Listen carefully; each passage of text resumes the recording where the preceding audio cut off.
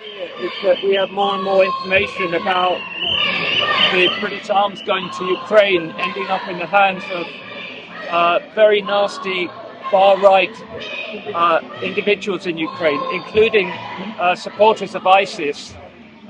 There's a man called Daniil Lyaschuk, who was a member of a Tornado battalion. He was called by the Ukrainian courts one of the cruelest individuals they'd ever come across. And they said that he had tortured and raped civilians in Lugansk in the east of Ukraine. He was also shown with photos of British rocket launchers. Now this guy on his Telegram channel claimed that he was trained by the British SAS, the Special Air Services.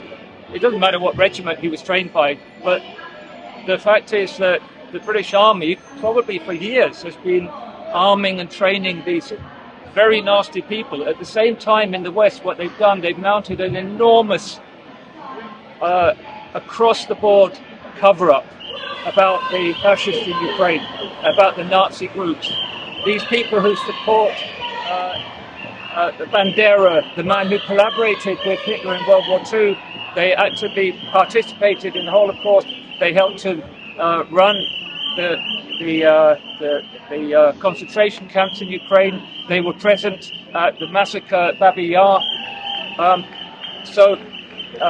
What's happened, apart from the closing down in the west of, in Britain and Europe, of all Russian source information, dozens of websites, social media platforms, YouTube channels, Twitter and so on have been closed down because they're talking about what the fascist and far-right battalions have been doing in Ukraine.